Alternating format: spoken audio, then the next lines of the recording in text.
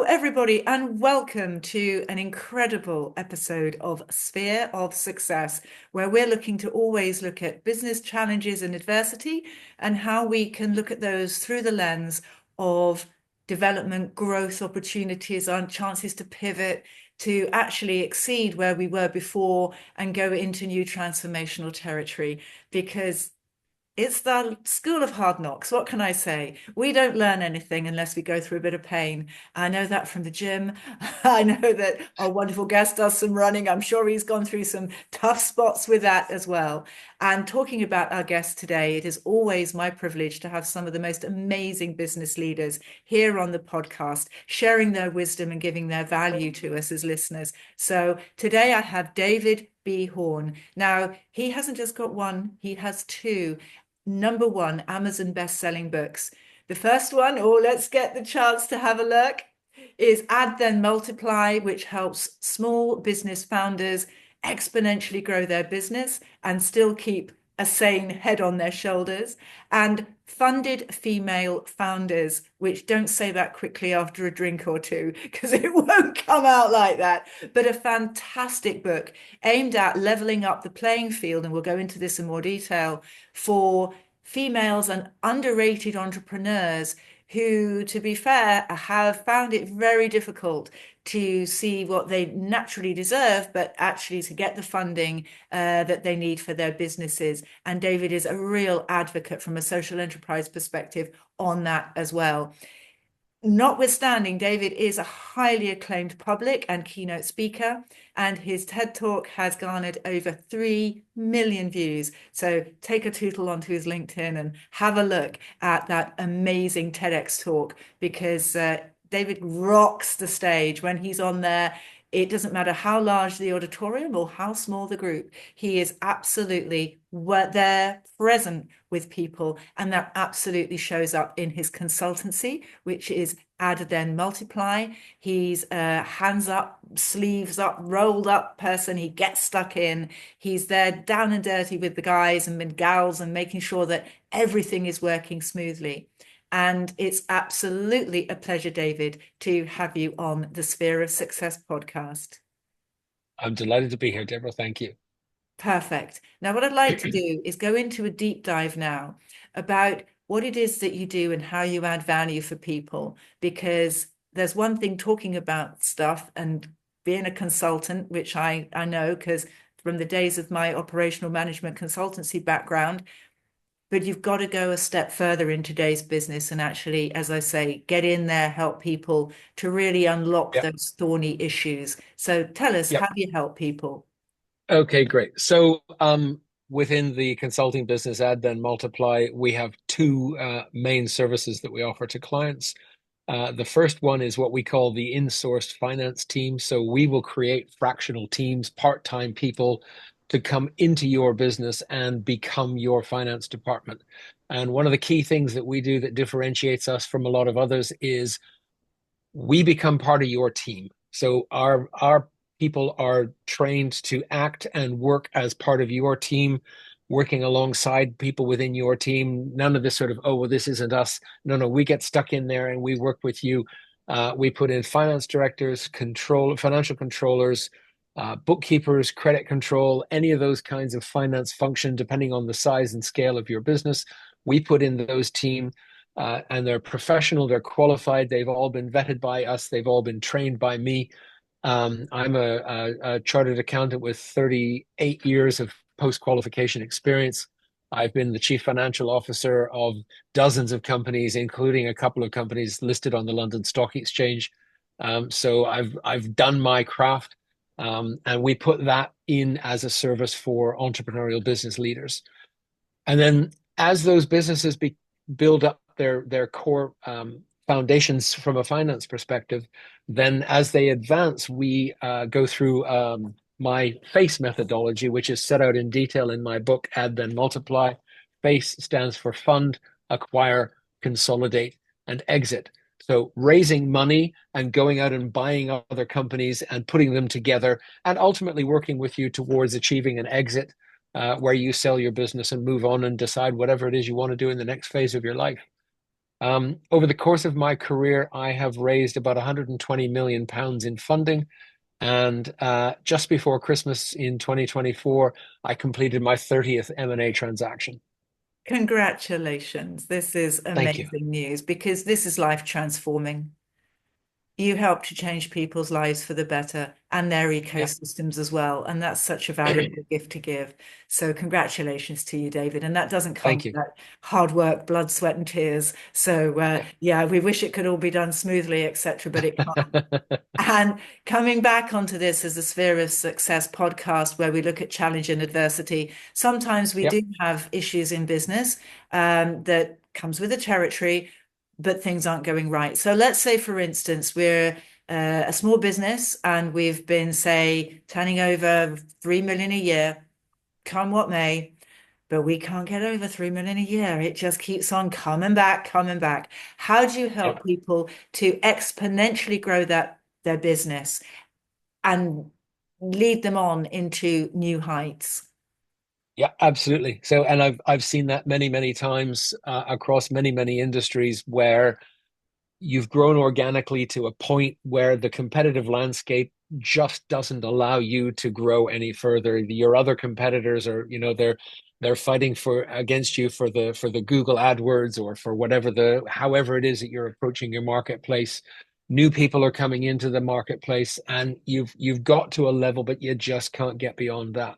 And that's where this next level of thinking is required, where you stop and think, okay, rather than me going out and competing against who I'm out there against already, what about buying another business? What about buying a competitor that's in a different part of the geography to me? So, if I'm a security business and I worked with a security business for a number of years, if I'm a security business and I'm based in and around the London and the M25, well, why don't I look at acquiring a security business in Manchester and a security business in Leeds?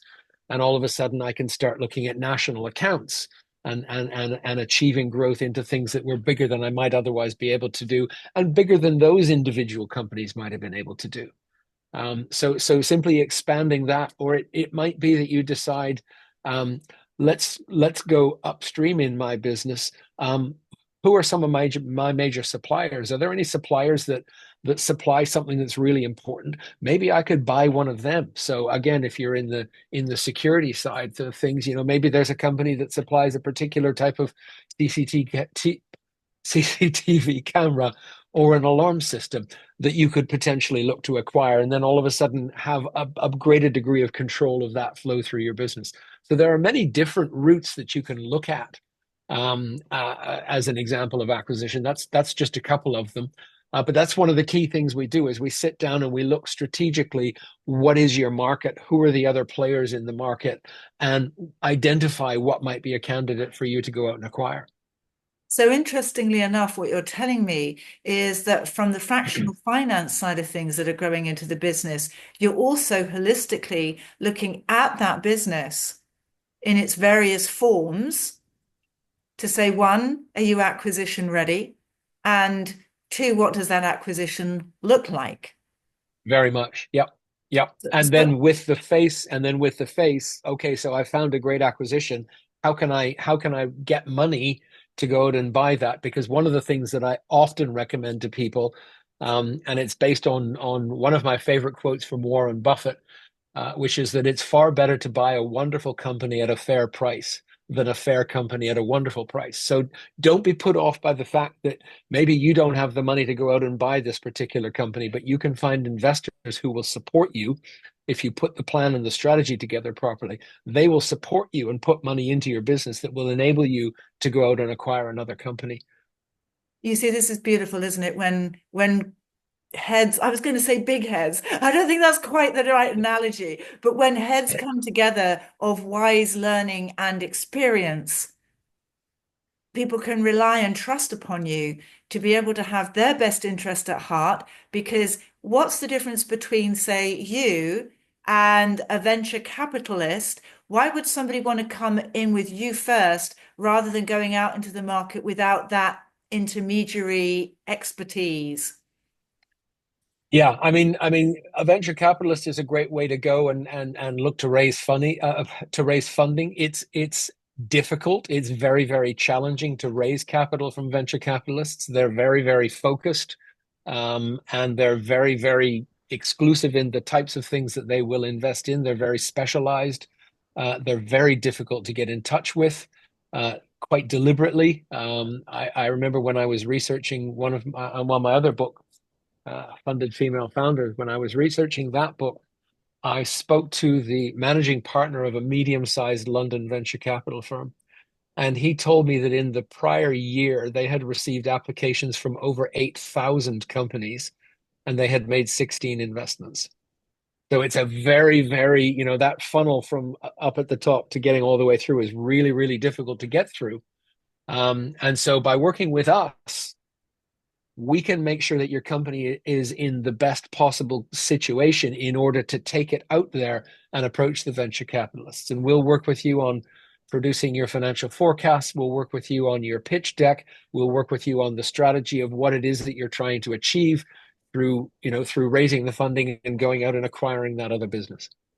And this is beautiful. And you've touched upon the face model. I'd love you to go into more detail about this proprietary framework that you use as a methodology to help people get from literally from A to B to C to D to the exit. Yep, absolutely. So yeah, so basically, as we said, and although F is first in the model, that's more because the acronym works. Because AFSI doesn't really work that well, but FACE does.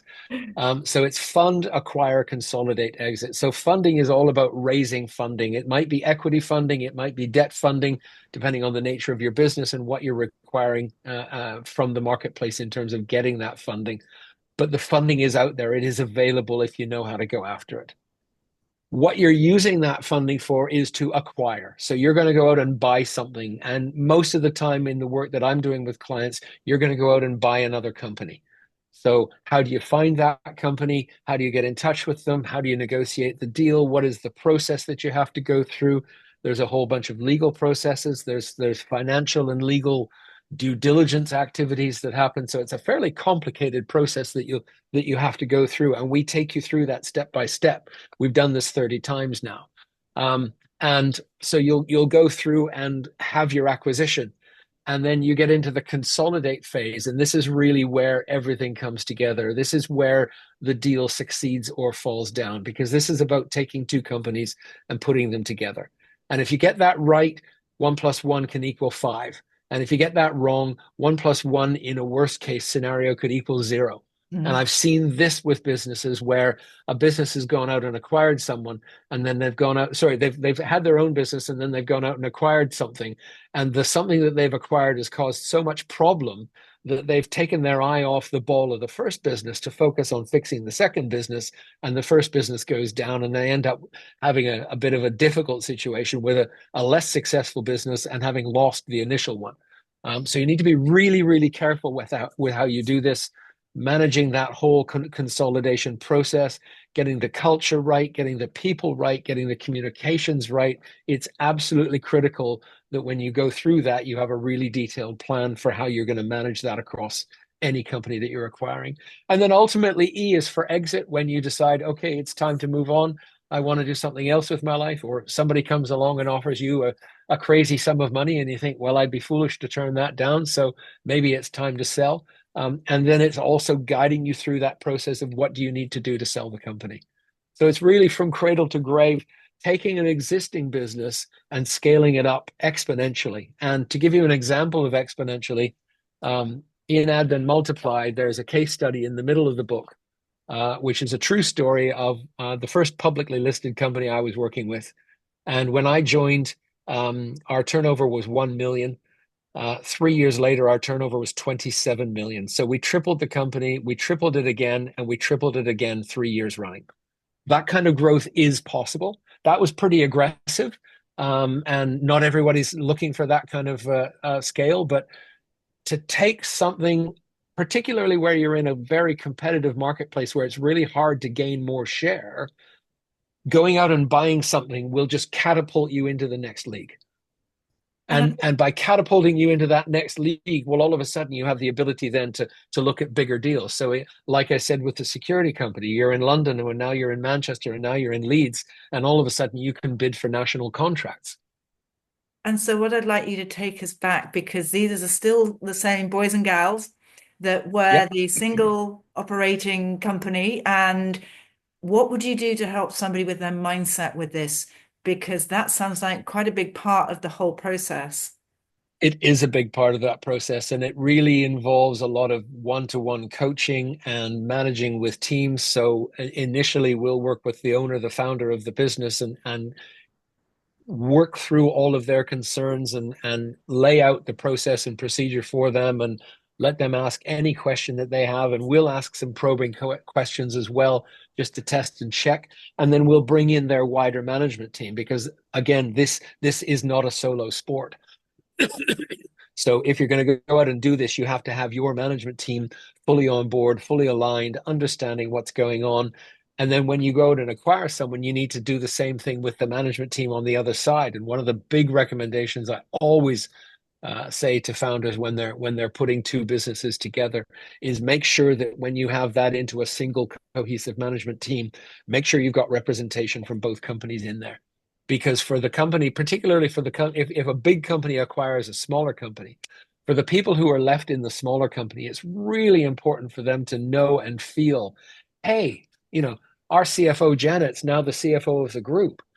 And just as an example, and they'll look to that and they'll think, okay, so someone on our side is now part of the senior team, so that makes us feel a lot more comfortable, a lot more confident with where things are going moving forward. And how do you see this shift between branding as well? Because obviously, the other company to be attractive as an acquisition potential is doing Yep. well. They've got their own branding, etc. How do you get past that within your methodology?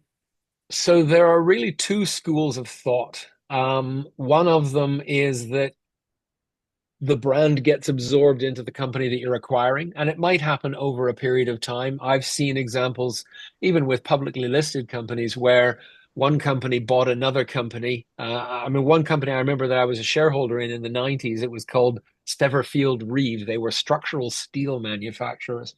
And they bought another company that was called Rowan Structures or something like that.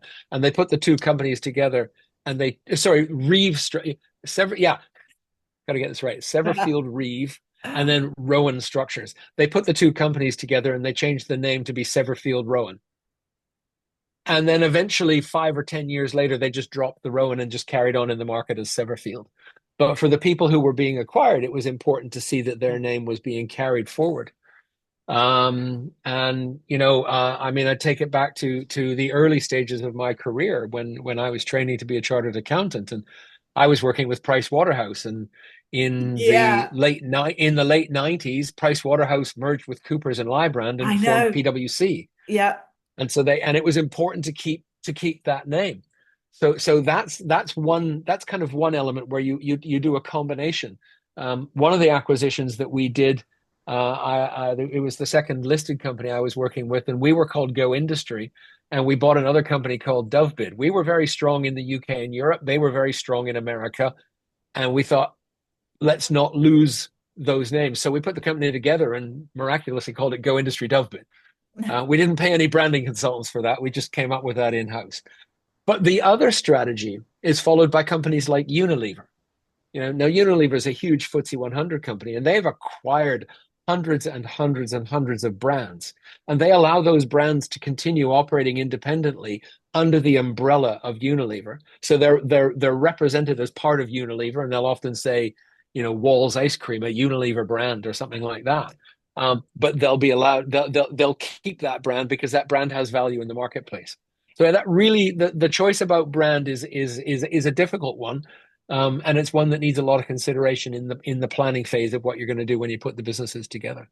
Well, also as well, what springs to mind is the company that you're acquiring, their existing customer base has got Yeah, used to that. So you don't want to have absolutely. attrition on the client front. So No, absolutely. definitely, definitely. Yeah, it's really Yeah. important. And so going back to the funding, because of course you have an amazing social enterprise business called Funding Focus, where Yeah, you're looking to level up the playing field for females and underrated entrepreneurs in that marketplace to get the funding in the yeah, first place. And I'd like you yeah, to go now deep into that so that our listeners can, hey, there is light at the end of the tunnel for me. I can get funding. It's going to be fantastic this year. How are you helping to actually level up that playing field? Because you've got some exciting plans. I know just coming off the yeah, press today. yeah, Do tell us. yeah. So first up, it's hard. It's hard. Don't underestimate it. And most female and underrepresented founders I speak to already recognize that. They know that. But just to put it into context, there have been statistics tracking the level of funding to female founders, mixed gender founders, and all male founders, dating back to 2008, tracked in the UK and Europe and also in America. In the UK and Europe, in 2008, the share to all female teams was 2.4%. And since 2008, it's never broken through 2%. And in America, it's never broken through 3%. And yet, female teams are submitting between 5 and 7% of the pitch deck. So they're making the pitches, they're out there seeking the money, but they're just not getting the same share of funding. Mixed gender teams fare better, but all male teams are still the dominant recipients of funding from venture capital and private equity. So what we're doing, we run a series of events. We just had our fifth anniversary event in November. We had about 80 people at a live event that we held in central London, and we brought in a couple of female founders who had successfully raised money to tell their stories, because I think it's really important to share those success stories and to hear some inspiration from people who've really managed to achieve it. So if you've been out there trying to raise money and you haven't been able to be able to hear the story that someone has successfully done it. And we ask them when they're talking to tell us warts and all, what worked really well, what was really challenging, and really looking to use that as education and inspiration. And then we also run some educational programs on how to prepare your pitch deck. We work with founders on putting together a financial model, the approach to make towards investors and things like that. So yeah, really looking at trying to support founders in that first approach that they take out to the marketplace, because it's a complicated market. It's complex. It's tough. As I said, 8,000 companies approached this one firm and they made 16 investments in a year. So Hmm. that's not very many. No, no, it isn't, and that shocked me. I'm like, whoa, never above 3% in the US for female Yeah. funders. Just incredible, for the wrong reason, but just Hmm. wow, amazing. And Yep. tell us a little bit about what you're doing to try and redress the balance. Well, I'm working now on the launch of a new business. I've decided that I don't want to try and compete with the world of venture capital. They're well established, well ensconced. They've got loads of money. So I'm looking at creating something different, and I'm looking to launch a holding company that I'll raise investment for.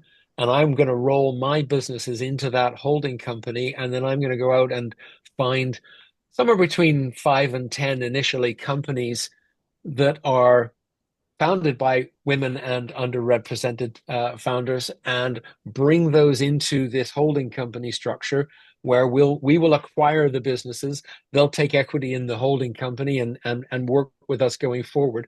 And so we'll have a pool of complementary companies. We won't acquire things that compete with each other. We'll look at companies that complement each other and bring that together, and then look, how can we enhance the selling across those, not necessarily looking to sell to each other, but how can we look at all of the customer databases across all of those custom companies and look to offer a wider range of services across the patch to them, and use that to scale up.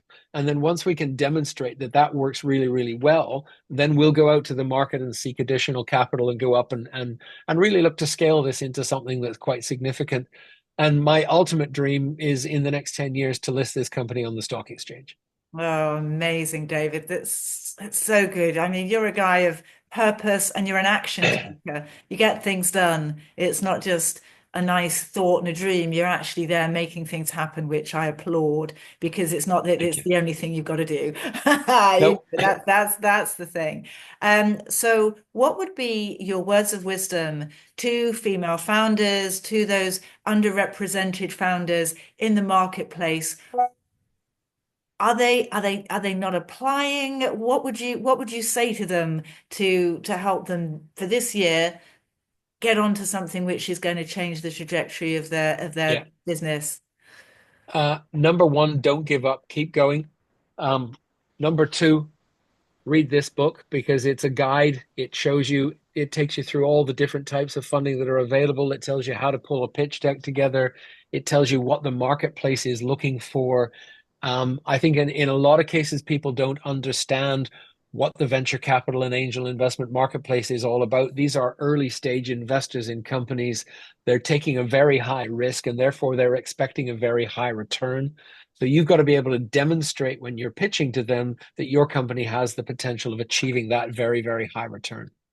And you've spoken to me before off air about the difference between the guys and the gals in this and the way in which the two sexes approach this whole Yeah. element of funding. What would be your words of wisdom to female founders and how the men are doing it? So men tend to be much more over ambitious with their forecasting and their estimates, and women tend to be much more overly cautious with theirs. So my advice to women is don't be afraid to have bold projections. Believe in yourself, believe in your company. From the work that I've done and the reports that I've seen, companies that have women in the management teams and the founding teams materially outperform all male teams. Women run better businesses. They are less risk. Generally, they are less risk taking. And sometimes in these, high growth venture capital situations, you need to look at risk.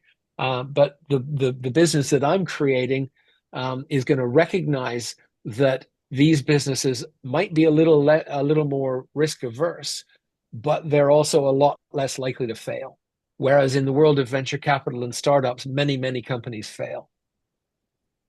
And you've also mentioned something to me where there's something that was just hot off the press. I think it was yesterday or earlier this morning that Yes, come to yes, light. Yep. yes. We've just launched a new scorecard. It's called the Funding Fitness Index. There will be a link to that in the show notes at the bottom of this episode. So you can click on that link and go online. It takes you through about 20 questions across different aspects of your business, and we'll deliver to you a comprehensive 15 to 20 page report with recommendations on what you can do and how you can improve areas or which areas you're strong in, and how you can improve that to achieve greater success. And if you want any help with that, then you can reach out to us and we can work with you on putting together those plans to really help you to realize your dreams. And the great thing is what you've done with both of your proprietary frameworks from the funding focus to the add then multiply is I don't want to get the analogy that they're all together and they're mixed up and they're a jumble because they can stand alone. But how are Yes. you crossing and weaving and blending the two to make this a really holistic, solid force together?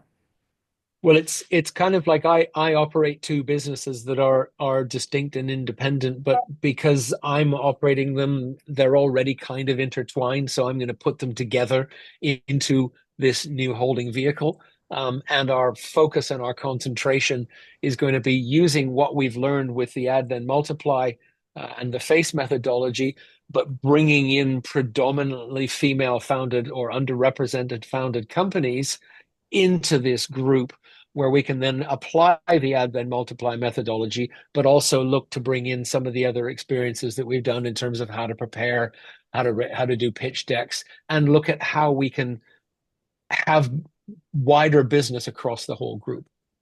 Because again, let's imagine you've got five businesses and they've each got email lists with 10,000 people. Now there will be some crossover, and let's say you lose 20% of it. So, but you'll end up having all of a sudden an email list of 40,000 people instead of 10,000 people. And each of those businesses will have 30,000 people that weren't on their list originally. So all of a sudden there's a huge potential expansion in the number of people that they can reach to grow and scale their business. And talking of growing and scaling, what do you think that the position of AI is going to be doing in the whole exponential growth of businesses? AI is a game changer. AI is one of those inventions that's come along. I mean, interestingly, AI has been around for years, and people who work in technology know that. But a lot of people think that AI AI hit the world when ChatGPT launched. But the reality is, AI is a major paradigm shift. It's the next stage in technology. You know, I've been in business long enough to remember life before the internet. And when the internet came along, and, we had the dot-com boom in the late 90s, and then we had the crash in the early 2000s. But here we are in 2025, and the internet is going well and strong and is continuing to grow and will and is the foundation of a lot of the stuff around. I mean, Chat GPT as a large language model was set up on the basis that it went out and crawled all over the internet and used everything that it found on the internet to form its large language model that then does the predictive outputs that it does. So, that's just one example. There are so many other examples of how AI can be used, but it's transformational. I don't even I couldn't even say how it's going to transform things. But what I will say is that the businesses that don't adopt some approach towards AI are going to see their businesses disappear over the years, because the businesses that have adopted AI are just going to be able to outcompete them. It's like when Henry Ford launched the Model T. Well, how many horse-drawn carriages do you see on the roads these days? Do you know, that's the thing, isn't it? He said if he'd have gone to the market at that time to ask what they wanted, they would have said, I want a faster horse. Exactly. We've gone for a quantum shift here. This Yeah. isn't something which is transformational, it's quantumational. It's actually Yeah. gone more than transformational. And what is your advice to people who are thinking, well, how do we keep on top of this? This is just something that is crazy. How do I plan this into my business and not have it obsolete by the time we get there? I mean, there are so many sources out there. Join networking groups. I've recently joined a group that runs an AI dinner once a month. And they have a guest speaker come in and talk about their experience and what they're doing and where they're going. As part of that group, I've joined a WhatsApp group. I can't keep up with everything that's on the WhatsApp group. I'll wake up in the morning and there might be 100 messages in that group. It's just A one of those ones that tsunami of you can, WhatsApp. it's a tsunami of WhatsApps, which is great. And, you can skim it. But I don't have the time to read everything that's in there. But there are lots of little communities out there. Find a community and reach out and become involved with it. Go to a networking event that's about AI. Any networking event that's going on around these days is, there's bound to be something, through your chamber of commerce, or through, if you remember in the UK, if you remember the IOD, the Institute of Directors, or any of many other business networking organizations, the Federation of Small Business, they will all have things related to AI. Go out and learn about it. Don't be afraid of it. I'm not a technology geek in any way, shape, or form, but I've learned enough that I can understand the power of AI and how it can be used in business. I can't write the code myself. I don't need to, but I understand how it works, and I understand who are the kind of people that I might need to pull on and draw into my business to help me to make the changes and implement the AI tools and agents and bots and all those other bits and pieces that are coming into the market. So Thank yeah, you, David. Thank you. either ride the wave or be crashed underneath it. Oh yeah, there's no point in being King Canute. Those waves aren't going anywhere but in. Yeah. That's how it is, isn't it? And we Yeah. work with what is inevitable. Otherwise, as I say, it's goodbye, to be fair. Exactly. So looking at the human element of this, where do you see people within their businesses and going, you know what, there could be displacement, and there will be displacement of There people, will be. jobs coming up. But where do you feel that the human element is going to be crucial in the next few years within regards to this advancement of AI? Yeah, I think the human element is crucial where judgment is required, where more than just a basic mathematical analysis is required, where you have to come in and look at something and think about it critically. Um, and don't forget the AI still gets it wrong sometimes. So just to have the ability to come in and look at something and think, that doesn't pass the smell test just because the AI's come up with it. Yeah, I'm not sure that that's 100% correct. And we've seen this. There have been examples of this. There was one I heard about recently. Air Canada had a chat bot. I'll probably get this wrong, but Air Canada had a chat bot that when people were calling a customer service line, it was telling them something about their flight and a refund or a discount or something, and they got it all wrong. The AI just got it wrong. And it ended up being a huge outcry in the media and led to a massive disruption of customer service because they'd sort of said, well, here, we'll just let the AI do it. We won't supervise it. We won't manage it. AI is still very young. Think of AI as an adolescent. Would you let an adolescent run part of your business unsupervised? Probably not. No, absolutely. And the other thing is the whole thing about By ethics. all means, use it as Yeah, a tool for what it can do, but supervise it. perception, ethics, judgment, all of those things. I think that Exactly. definitely this is where the human element is required with all of this. Discernment, I think, is a watchword. Yep. Embrace, but be discerning because Yep. and be cautious to a certain extent as well. And I've heard of court cases that have been thrown out because somebody Yes. hasn't looked at what the AI generated thing in the brief was, and it was obviously not fit for purpose. So, Yep. just do a bit of sense checking before you send the document off or before Absolutely. you get everything out there in your marketing campaign Absolutely. generated by AI. Yeah, absolutely. No, Yep. that's very wise. For people out there now looking for that bit of inspiration, the words of wisdom that you can leave with them, what would be the top three tips that you could give a go-to, a real energized business founder of a small business who wants to grow their business? What would you say to them? Number one, get a copy of Add, Then Multiply.